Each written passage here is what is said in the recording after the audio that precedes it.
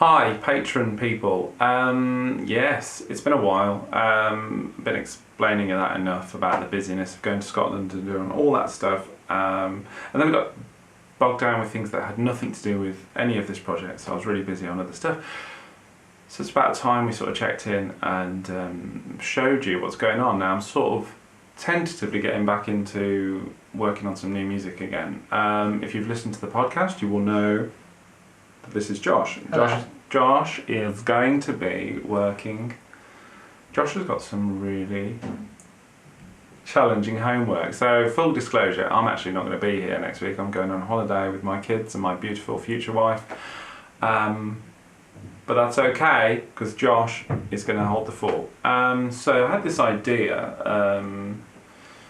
There's been this thing, this kind of millstone around my neck, which is a record called Flesh and Dust. It's kind of an EP mini album kind of thing. It's featured in the Gloves Are On documentary. It's that nice artwork that you see, which Lee, the director, always gives me a nudge towards getting some actual recordings out. So I think that was his little nudge, putting that in there. Because there's not been a great deal of recorded music in this era. Certainly since I've had the Gloves, I've not even released a song.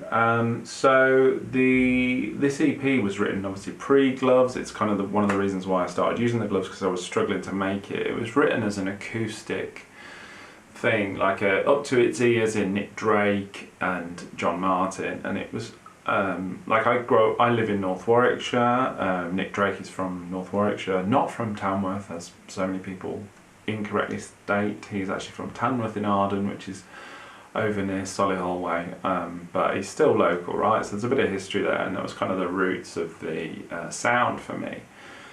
Obviously it got put on the shelf because of my access barriers when it came to recording it, and then then all the Gloves happened, and it always seemed a bit of a tragedy to me that I'd got this technology that would make it possible potentially to make music in that again, and I wasn't using it to make that record. That record was just sort of the collateral damage as I got busy flying around the world. And I got these songs that I still wanted to do something with. But making them electronic didn't really feel like the thing that I wanted to do. I didn't want to take these acoustic songs and make them completely electronic. That felt like not the original vision. And I think I was waiting. I now realise I was waiting for technology to sort of catch up a bit, because I really wanted to retain the rustic charm and that delicate kind of acoustic feel, as well as I wanted to play some interesting kind of knowingly electronic influences, but I wanted to keep that kind of Pink Moon kind of rustic little record intact. And that was not really possible at the time that I started the Gloves. Somewhere in all this process, I got friendly with an amazing software instrument company called Ample Sounds. And it was actually my dad that showed me the software. He was using their Taylor, like the Taylor acoustic guitar, their software instrument of that. And it was the first time I heard an acoustic guitar that I was like, wow, that actually sounds like an acoustic guitar, not just like a bad MIDI sound bank type thing. So that got me really excited, and I reached out to them, and they understood completely what I was trying to do with the Gloves, and they gave me some software. They gave me all the different acoustic instruments that they offer. So now I had the sounds kind of set, but we still haven't got around to doing this record yet, so I thought, right, now this seems like a good time. As a kind of construct for this Flesh and Dust EP, mini album, whatever, I thought, can you make an acoustic kind of flavoured record, and can we use technology that we've got from Ample, and can we do it in the box? Can we do it in a way that is essentially accessible and is not, certainly with the access barrier being removed, that is the guitar, playing the guitar parts, which is the big access barrier for me. Raises an interesting question, which I'm going to put to Josh, and I want you guys to think about. Where the definition of accessible music tech is kind of hard to define, right?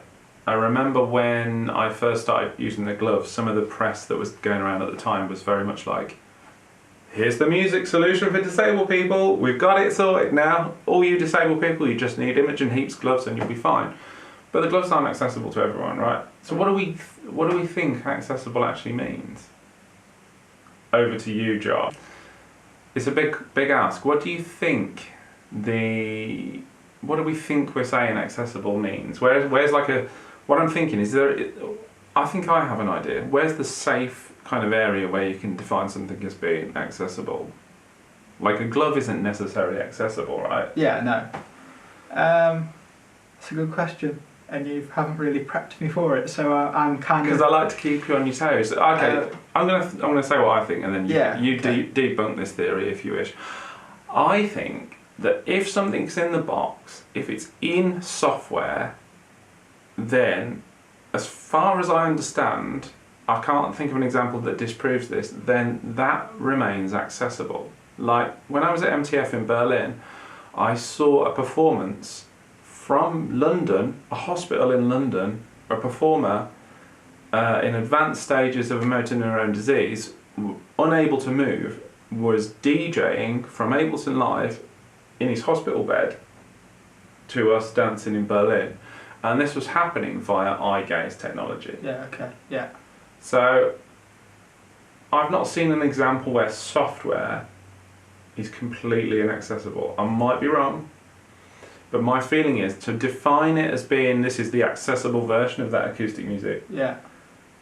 You got to keep it in the box, because anything else will skew that. Recording a guitar part is going to skew that, and even using the gloves is kind of, it's the access solution for me. But what I was really interested in, what I thought would be exciting, is we have a lot of conversations about the sound of like music in this sector. Like, some of the music that we've seen over the years doesn't sound great because it's limited by the built-in sounds of whatever technology. Like when we were in Scotland with Drake Music, right, Drake Music Scotland, the digital orchestra, like that performance, we were both just like, it sounded amazing first and foremost, didn't it? Yeah. Right.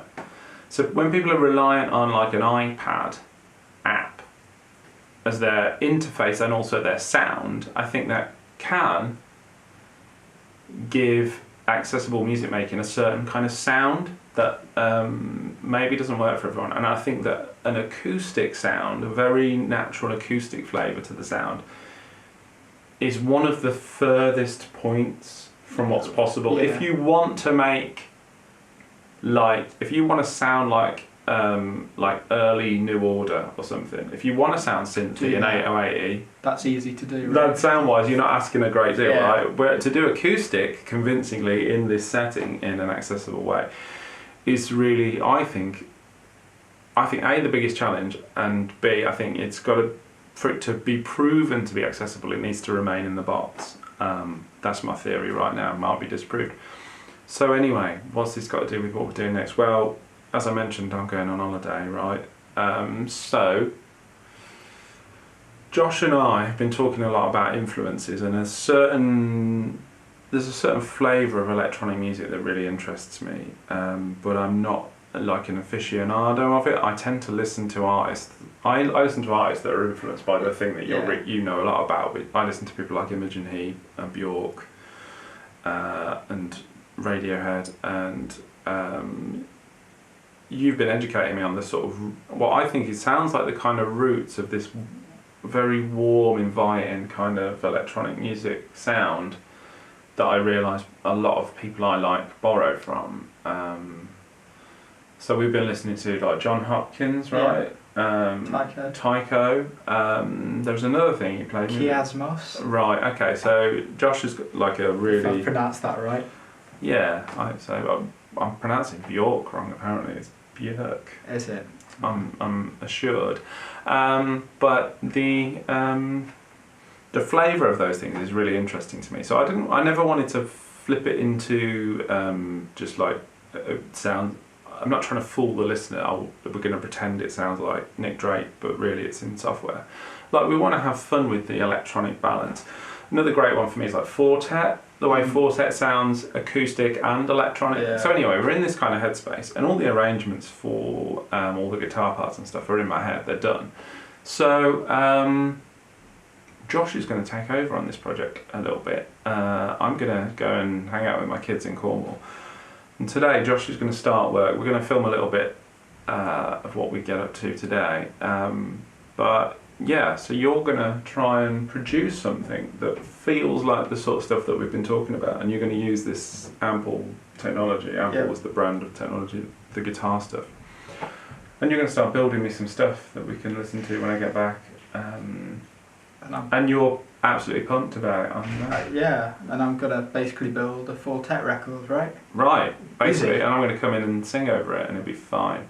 Yeah, so I do, as I say, I think it's an interesting use case for the technology. I think if we could, I think it's a problem that the sector would like us to fix. Like if you could make stuff that felt like super duper natural. Like I've got ideas about like one thing for me is like tempo. If you listen to a Nick Drake record, click tracks were not a thing, right? Yeah, it kind of drifts all over. It's going to be drifting all over the place. So those are the kind of things that we need to be able to recreate electronically. I feel like there's clues in impulse responses and reverbs and things not being quite so bright and high res as they are nowadays. I think there's loads of little tricks. I wonder if we could get to the point where we're making stuff that sounds really convincingly acoustic, to the point where we're even playing the card of having things that feel almost like mistakes, that it's not super duper rigid. I don't know.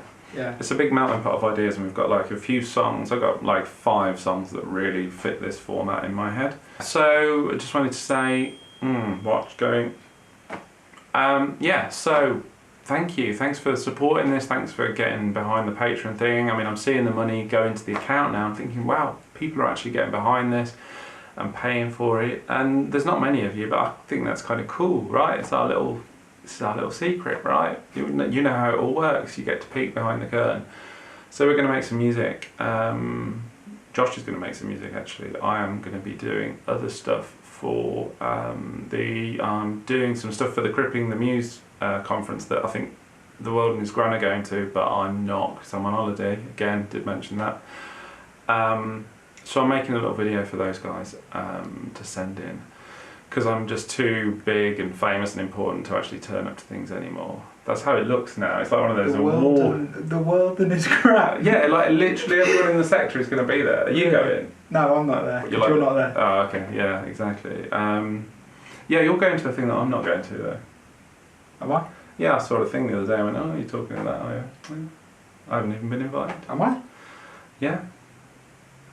Well, I better chase that email up before. Yeah, everyone's there. So some. I'll see if I can get a ticket.